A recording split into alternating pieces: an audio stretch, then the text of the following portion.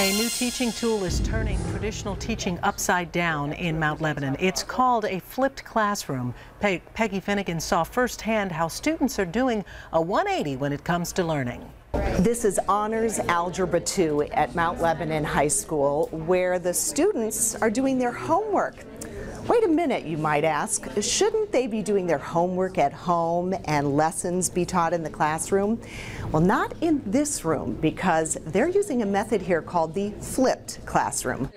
Here, class time is used for homework and home time is used to listen to lessons posted online by math teacher Pete Bouvy. We'll record this so everybody has it tonight. For many years, I felt like we were going over a lot of homework problems in class the next day, and we would take up over half the period going over homework.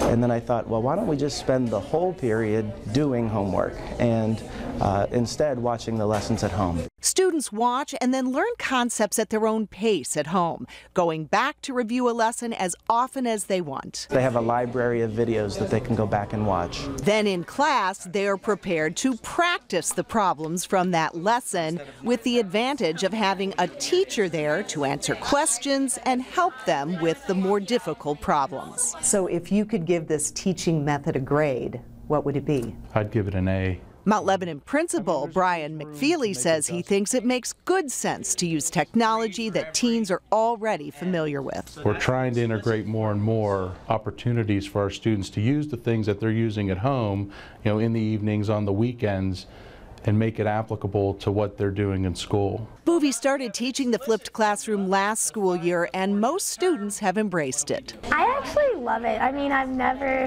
done something like this in any of my math classes before. If you want to study for tests, you can just look back to previous information or like what you're doing in that current unit, so it's really helpful. Another resource for students to make the grade. In Mount Lebanon, Peggy Finnegan, Channel 11 News. There are some concerns with the flipped classroom. For instance, schools using this may need to provide technology at school to students who may not have a computer at home, and teachers need to spend time creating the lessons. A new learning curve for them as well. They were once banned in class, but tonight a local district is telling students to bring phones to school, all part of a new pilot program. You got a lot of work to do. This is a new classroom in Seneca Valley Schools. You can see cell phones, iPads, laptops there. Mr. Donati's 7th grade history class, one of the first to allow kids to use the internet in class, and all 13 teachers, grades 7 to 12, are taking part in this program. There are restrictions, though. No hopping on Facebook or checking email. Still, the kids say it's fun.